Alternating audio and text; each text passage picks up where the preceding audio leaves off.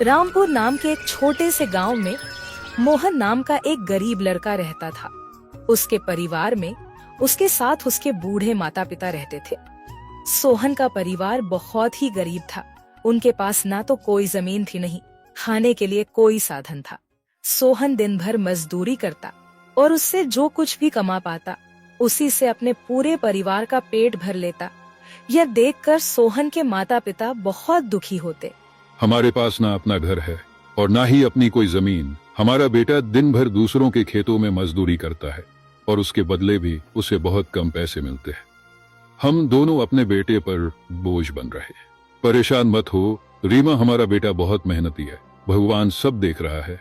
सोहन ने कभी किसी के साथ गलत नहीं किया, वह ईमानदारी से मेहनत करता है। उसने बचपन से बहुत परेशानियां देखी हैं, पर उसने कभी हार नहीं मानी। एक दिन हमारा बेटा भी बहुत धन कमाएगा और उसकी सारी परेशानियां दूर हो जाएंगी। सोहन हमेशा सोचता था कि आज भले ही उसकी किस्मत उसका साथ ना दे रही हो, पर उसे यकीन था कि अगर वह मेहनत करता रहेगा तो एक दिन उसका भाग्य भी बदलेगा और उसकी सारी परेशानियां खत्म हो जाएंगी।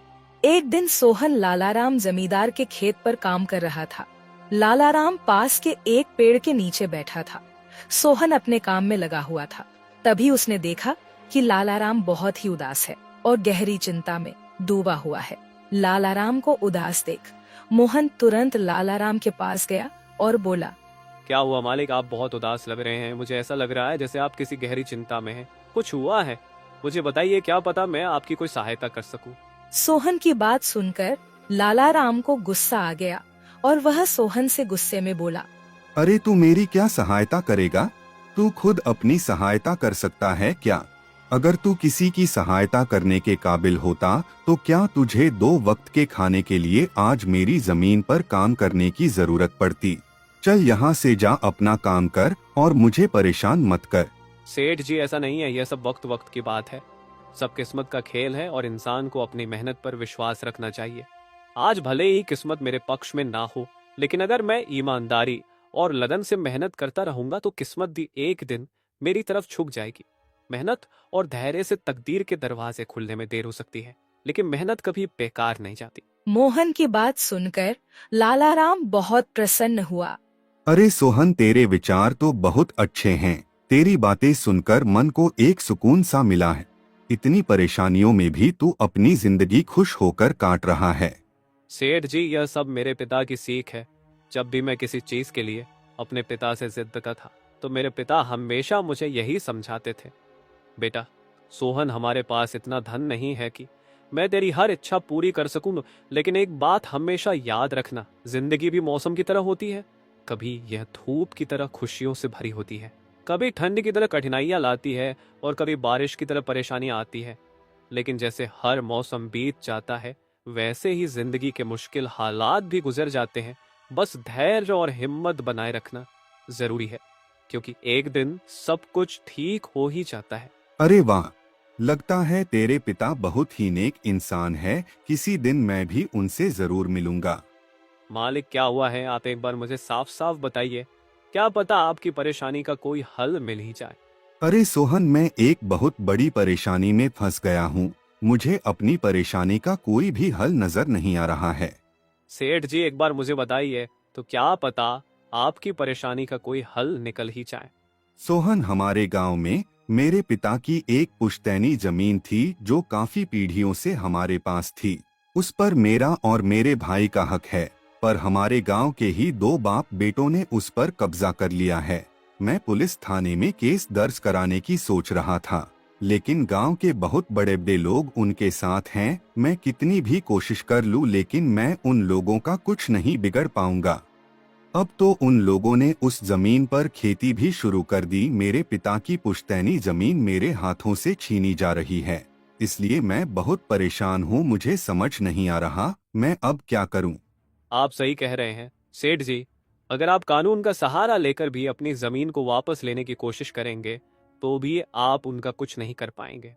हाँ सोहन, अब तू ही बता, मैं अब क्या करूँ? मैं तो सोच सोच कर परेशान हो गया हूँ। मेरी पुश्तैनी जमीन छीनी जा रही है और मैं कुछ भी नहीं कर पा रहा।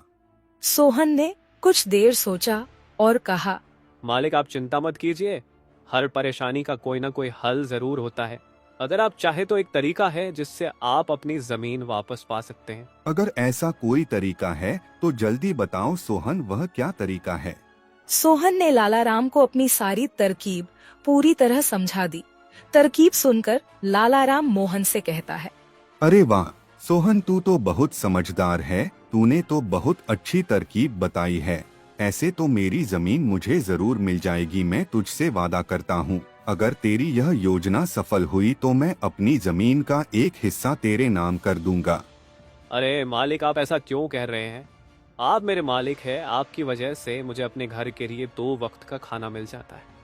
आपकी मदद करना तो मेरा फर्ज है, मुझे आपकी जमीन नहीं चाहिए, ठीक है? सोहन तुम बहुत नेक इंसान हो, कल से तुम इस काम पर लग जाओ। सोहन फिर से खेत में अपने काम पर लग जाता है। अगले दिन सोहन जगत और विनोद नाम के उन बाप बेटों के पास पहुंच जाता है जिन्होंने लालाराम की जमीन पर कब्जा कर रखा था। नमस्कार सेठ जी, मैं यहाँ से गुजर रहा था तो पास के लोगों ने बताया कि आपके यहाँ काम के लिए मजदूर की जरूरत है। क्या आपके यहाँ मुझे भी कोई काम मिल सकता है? अरे अरे, कौन हो तुम? तुमसे किसने कह दिया कि यहाँ मजदूर की जरूरत है? यहाँ किसी मजदूर की जरूरत नहीं है।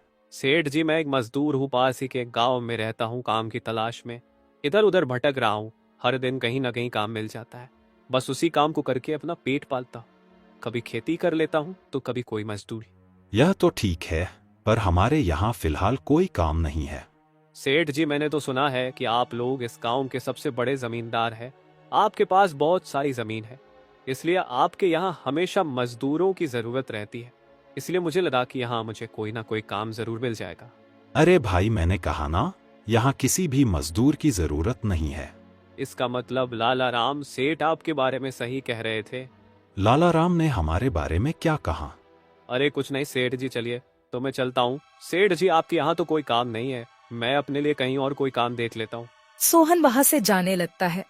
तभी जगत विनोद ने सोहन को रोककर यह पता लगाने के लिए बोलता है कि लालाराम ने सोहन को उन लोगों के बारे में क्या बताया है। अरे भाई इधर आओ, शायद तुम्हारे लिए हमारे पास एक काम है। सोहन तुरंत उनके पास चला गया और बोला, धन्यवाद सेठ जी, बताइए क्या काम है? आप जो भी काम बोलेंगे मैं हर काम करने के लिए तैयार हूँ, आखिर बूढ़े माँ बाप का पेट पालना है। अरे सब्र रखो, काम तो हम तुम्हें बता ही देंगे। पहले यह बताओ कि लालाराम हमारे बारे में क्या कह रहा था। सेठ जी मैं पहले लालाराम सेठ के यहाँ काम करता था, पर वह बहुत ही कंजूस और बदतमीज आदमी है। मैं उनकी यहाँ दिन रात मेहनत करता, पर इतनी मेहनत करने के बाद भी वो मेरी सही मजदूरी नहीं देता था। इस बात पर कल मेरी उससे बहस हो गई थी। फिर क्या हुआ? लालाराम ने हमारे बारे में क्या कहा? जब मेरी सेठ लालाराम से बहस हो रही थी तब उसने ने मुझे कहा कि पूरे गांव में उनसे ज्यादा मजदूरी कोई नहीं देगा। तो मैंने गुस्से में कह दिया कि गांव के सबसे बड़े जमींदार जगत सेठ और विनोद सेठ सबसे अच्छी मजदूरी देते हैं, इसलिए उनके यहाँ हमेशा काम करने वालों की भीड़ रहती है। हाँ भाई, बिल्कुल सही कहा था। आखिर हम गांव के सबसे बड़े जमींदार हैं। हमारा फर्ज है कि जो भी मजदूर हमारे यहाँ काम करता है उसे उसकी मेहनत के हिसाब से सही मजदूरी मिले। वाह सेठ जी, आपने बहुत अच्छी बात कही। लालाराम सेठ कभी भी आपकी बराबरी नहीं कर सकता, वह तो शायद आपके जितना भी नहीं सोच सकता। जगत और विनोद सोहन की चापलूसी भरी बातों में आ जाते हैं और उसे अपने यहाँ काम पर रख लेते हैं। चलो अब काम की बात करते हैं। तुम एक अच्छे इंसान लगते हो, हमें अपने खेत पर काम करने के लिए तुम्हारे जैसे ही एक मजदूर की जरूरत है। कल से ही काम पर आ जाना। कुछ दिन ऐसे ही बीत गए। एक दिन जगत अपने बेटे विनोद से बोला, विनोद बेटा, यह सोहन तो बहुत मेहनती है, यह अकेले ही 4 लोगों का काम कर देता है। अच्छा हुआ कि हमने इसे रोक लिया। हाँ पिताजी, आप सही कह रहे हो। सोहन बहुत मेहनती है, इसके जितना काम शायद ही कोई और करता होगा। ये पूरा दिन यहाँ काम पर अकेला लगा रहता है। सोहन की मेहनत ने जगत और विनोद का दिल जीत लिया। कुछ दिन और बीत गए। एक शाम जगत और विनोद अपने खेतों का दौरा कर रहे थे। जब वे अपने खेत पर पहुँचे तो देखा कि सोहन इतने देर तक भी काम कर रहा था। सोहन भाई, अब तो रात होने वाली है, तुम इतनी देर तक काम क्यों कर रहे हो? अब घर जाओ और आराम कर लो। सेठ जी हमारी किस्मत में आराम कहाँ है, घर पर बूढ़े माँ बाप है। काम नहीं करूंगा तो उनके लिए 2 वक्त का खाना कहाँ से जुटा पाऊंगा। घर पर बैठकर आराम करने से अच्छा है कि मैं काम करूं। इस तरह मेरा मन भी लगा रहता है। तुम बहुत मेहनती हो सोहन, आज का काम यहीं छोड़ दो और घर जाकर आराम करो। नहीं सेठ जी, इसकी कोई जरूरत नहीं है। मैं काम करने में खुश हूँ। आप लोग जाइए, मैं ठीक हूँ। ठीक है सोहन, फिर हम जाते हैं। जब तुम्हारा मन करे काम खत्म करके अपने घर चले जाना, ठीक है। इसके बाद जगत और विनोद खेत को सोहन के भरोसे छोड़कर चले गए। अगली सुबह जब विनोद और जगत अपने खेत पर लौटे तो देखा कि वहाँ पुलिस खड़ी है। पुलिस को देखकर दोनों दौड़ते हुए आए और पूछा, क्या हुआ थानेदार साहब, आप यहाँ क्या कर रहे हैं? क्या यह जमीन तुम दोनों की है? हाँ थानेदार साहब, यह जमीन हमारी है, हमारे पास इसके कागजात भी हैं। फिर तो तुम दोनों को ले जाकर जेल में डालना ही पड़ेगा। यह क्या कह रहे हैं थानेदार साहब, हम कुछ समझे नहीं, आप क्या कहना चाह रहे हैं? अभी तुम दोनों बहुत अच्छे से समझ जाओगे। वह देखो तुम्हारी जमीन से क्या निकला है। थानेदार के कहते ही दोनों बाप बेटे जब पलट कर देखते हैं तो वहाँ उनकी जमीन में एक लाश दबी हुई थी जिसमें सिर्फ कंकाल बचा था। यह देखकर दोनों बाप बेटे डर जाते हैं। थानेदार साहब, यह किसकी लाश है और यह हमारे खेत में कहाँ से आ गई? अब बहाने मत बनाओ, पहले लोगों को मारो फिर उन्हें अपनी जमीन में गाड़ दो और अब कह रहे हो कि यह क्या है? नहीं थानेदार साहब, हमें नहीं पता कि यह सब क्या है। यह लाश यहाँ कैसे आई, हमें कुछ नहीं पता। अब झूठ मत बोलो, अगर फांसी नहीं हुई तो कम से कम तुम दोनों को उम्र कैद की सजा तो जरूर मिलेगी। फांसी और उम्र कैद की बात सुनकर दोनों बाप बेटे डर गए और थानेदार के सामने गिड़गिड़ाने लगे। थानेदार साहब, हम इस लाश के बारे में कुछ नहीं जानते। हमें नहीं पता यह लाश किसकी है और इसे यहाँ कौन गाड़ कर चला गया। इस मामले से बचने के लिए दोनों ने कुछ तरकीब सोचनी शुरू की। तभी सोहन वहाँ आ जाता है। अरे सेठ जी, यह पुलिस यहाँ क्यों आई है? क्या हुआ है? सोहन देखो, पता नहीं कहाँ से हमारी जमीन में यह कंकाल आ गया है। मालिक, यह कंकाल यहाँ कहाँ से आ गया? ये तो बहुत गंभीर बात है। हाँ सोहन, पता नहीं यह कंकाल यहाँ कहाँ से आया है और थानेदार साहब को लगता है कि इसे हमने यहाँ मारकर गाड़ा है। अब तू ही कोई उपाय सोच जिससे हम इस परेशानी से बच सके। तीनों को आपस में खुसर फसर करते देख थानेदार ने कहा, अब कोई तरकीब मत बनाओ, तुम दोनों बाप बेटों में से कोई एक तो जरूर जेल जाएगा। अब तुम ही तय करो जेल कौन जाएगा। थानेदार साहब, थोड़ा सा समय दीजिए, हम तय कर ले कि जेल कौन जाएगा। मैं बस 5 मिनट देता हूँ, जल्दी से फैसला करो कौन जाएगा जेल। सोहन, जगत और विनोद थोड़ी दूरी पर जाकर बात करने लगे। देखो मालिक, दोनों के फंसने से अच्छा है कि कोई एक फंसे। अब सोचिए कौन जाएगा। हम दोनों में से कोई भी जेल नहीं जाना चाहता। सोहन भाई, कोई उपाय सोचो जिससे हम दोनों इस मुसीबत से बच सके। मालिक, एक बात कहूँ, इस कंकाल को देखकर ऐसा लगता है कि इसे काफी महीने पहले जमीन में दबाया गया होगा। जगत फांसी की बात सुनकर पहले ही डर गया था और सोहन की बात सुनते ही उसने फटाफट पूरी कहानी सोहन को बता दी। देखो सोहन भाई, सच कहूँ तो यह जमीन हमने कुछ महीने पहले ही लालाराम से हड़प ली थी। विनोद की बात सुनकर मोहन ऐसा दिखाने लगा जैसे उसे कुछ पता ही ना हो। क्या क्या कहा मालिक आपने? ये जमीन हड़पी थी, मुझे कुछ समझ नहीं आ रहा, जरा साफ साफ बताइए। जगत ने जमीन हड़पने की पूरी कहानी सोहन को बताई। पूरी कहानी सुनने के बाद सोहन ने कहा, मालिक, मेरे पास एक तरकीब है जिससे सांप भी मर जाएगा और लाठी भी नहीं टूटेगी। जल्दी बताओ सोहन भाई, क्या तरकीब है? तरकीब बताने से पहले मुझे यह बताइए कि आप लोगों के लिए क्या ज्यादा जरूरी है, यह जमीन या आप दोनों की जान? सोहन, इसमें पूछने वाली कौन सी बात है? हमारे लिए जमीन से ज्यादा हमारी जान प्यारी है। तो एक काम कीजिए मालिक, आप सबसे पहले जाकर थाने आर को बताइए कि यह जमीन सेठ लालाराम की है। आप उनसे बोलिए कि हमने तो कुछ महीने पहले ही यह जमीन बस काम करने के लिए उनसे ली थी, बाकी का काम मैं संभाल लूंगा। अरे सोहन, लेकिन इससे तो हमारी जमीन हमसे छिन जाएगी, फिर क्या होगा? नहीं मालिक, शायद आप मेरी तरकीब समझ नहीं पाए। जब आप थानेदार को बताएंगे कि यह जमीन सेठ लालाराम की है तो पुलिस किसे गिरफ्तार करेगी? सेठ लालाराम को। और जब लालाराम जेल चला जाएगा तब आप लोग फिर से जमीन पर कब्जा कर सकते हैं। इससे आप लोग भी जेल जाने से बच जाओगे और जमीन भी आपके ही के पास रहेगी। सोहन की तरकीब सुनकर दोनों बाप बेटे दंग रह गए। वाह सोहन भाई, तुम तो बहुत होशियार हो। आज तक तुमने हमें अपने काम से खुश किया था, अब तुम्हारी बुद्धि हमारी जान भी बचाएगी। इसके बाद तीनों थानेदार के पास गए और मोहन ने जो कुछ कहा था वही बात दोनों बाप बेटे थानेदार से कहने लगे। थानेदार साहब, यह जमीन हमारी नहीं है। हमने कुछ महीने पहले ही काम करने के लिए यह खेत लालाराम सेठ से लिया था। वह जब खुद फंस गए हो तो अब किसी और को फंसाकर अपनी जान बचाना चाहते हो ना? साहब, अगर आपको हमारी बात पर यकीन नहीं हो रहा तो आप सोहन से पूछ लीजिए। वह हमारे साथ बस कुछ दिनों से ही काम कर रहा है। इससे पहले वह सेठ लालाराम के यहाँ काम करता था। बोलो सोहन, यह जमीन किसकी है? थानेदार साहब, ये जमीन सेठ लालाराम की है। जगत सेठ और विनोद सेठ ने तो बस कुछ समय से इस जमीन पर खेती कराना शुरू किया है। सोहन की बात सुनकर थानेदार ने सोहन से कहा, सेठ लालाराम को बुलाने के लिए कहो। सोहन, तुम एक काम करो, जाओ और सेठ लालाराम को बुलाकर लेकर आओ। सोहन तुरंत जाकर सेठ लालाराम को बुला लेता है, परंतु लालाराम अपने साथ गांव के सरपंच को भी अपने साथ ले आता है। यहाँ क्या हो रहा है? यहाँ इतने लोग क्यों जमा है? देखिए सरपंच जी, इन दोनों की जमीन से एक कंकाल निकला है और अब यह लोग कह रहे हैं कि यह जमीन इनकी नहीं है बल्कि सेठ लालाराम की है।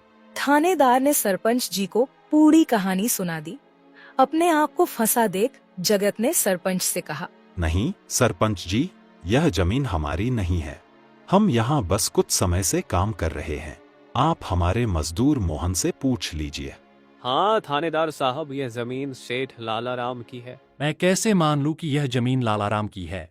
हमारे यहाँ का थानेदार तो कह रहा था कि इस जमीन पर कोई केस चल रहा है और इस जमीन पर तुम्हारा कब्जा था, और अब तुम कह रहे हो कि यह जमीन लालाराम की है? नहीं साहब, हमने लालाराम के साथ धोखा किया था। हम बस इस जमीन को हड़पना चाह रहे थे, लेकिन अब हमें यह जमीन नहीं चाहिए। अगर आप चाहें तो हम केस भी वापस ले लेंगे। थानेदार साहब, आप जाइए, बाकी का काम अब हम संभाल लेंगे। सरपंच के कहने पर थानेदार वहाँ से चला जाता है। सरपंच ने लालाराम से कहा, अब बताओ, यह कंकाल यहाँ कैसे आया? तुमने किसे मारकर यहाँ गाड़ा है? अरे साहब, यह तो नकली कंकाल है। इन दोनों ने मिलकर मेरी जमीन हड़प ली। मैंने और मोहन ने मिलकर यह तरकीब सोची थी ताकि इन दोनों से सच निकलवा सकें। लालाराम की बात सुनते ही दोनों बाप बेटों के पैर तले जमीन खिसक गई। यह हम दोनों की साजिश थी, इन लोगों के मुंह से सच निकलवाने के लिए। सोहन को इस योजना में शामिल देखकर दोनों बाप बेटों को समझ आ गया कि यह सब सेठ लालाराम और मोहन की मिली भगत थी। दोनों बाप बेटों के पास अपनी गलती मानने के सिवा कोई चारा नहीं था। हमें माफ कर दीजिए सरपंच जी, हम लालच में आ गए थे। हमें माफ कर दीजिए। हम आज के बाद यह गलती कभी नहीं करेंगे और यह जमीन भी सेठ लालाराम को वापस दे देंगे। जगत और विनोद दोनों सरपंच और सेठ लालाराम से माफी मांगने लगे। दोनों को इतना गिड़गिड़ा देख लालाराम ने उन्हें माफ कर दिया। सरपंच ने भी उन्हें जेल नहीं भेजा और सेठ लालाराम ने अपना केस वापस ले लिया। लालाराम के केस वापस लेने के बाद सरपंच जी भी वहाँ से चले जाते हैं। धन्यवाद सेठ लालाराम जी, आपने हमें माफ कर दिया। आज के बाद हम ऐसी गलती कभी नहीं करेंगे। ठीक है जगत, कोई बात नहीं, मैंने तुम्हें माफ किया। बस याद रखना कि एक जमीन के टुकड़े के लिए तुम अपनों के साथ कभी गलत नहीं करना। बुरे समय में तुम्हारे अपने ही तुम्हारे साथ खड़े होंगे।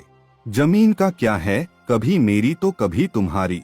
आखिर में सेठ लालाराम ने सोहन को जमीन का एक हिस्सा दे दिया और उसे जमीन का मालिक बना दिया। सोहन, जैसा कि मैंने वादा किया था, जिस जमीन पर तुम काम कर रहे थे, आज से वह जमीन तुम्हारी है और अब तुम उसके मालिक हो। नहीं मालिक, इसकी कोई जरूरत नहीं है। याद करो सोहन, तुमने मुझसे क्या कहा था? बस मेहनत करते रहो, एक दिन तकदीर का दरवाजा जरूर खुलेगा। तो समझो तुम्हारी तकदीर का दरवाजा खुल चुका है और अब तुम भी जमीन के मालिक हो। अब से तुम्हें किसी और के यहाँ काम करने की जरूरत नहीं पड़ेगी। इस तरह मोहन ने अपनी मेहनत और बुद्धि से सेठ लालाराम को उसकी जमीन वापस दिलाई और दोनों ठगी करने वाले बाप बेटों को भी सबक सिखाया। इस तरह मोहन ने अपनी मेहनत और चतुराई की मदद से अपनी फूटी किस्मत बदल दी और अब वह भी एक बड़ी जमीन का मालिक बन गया था।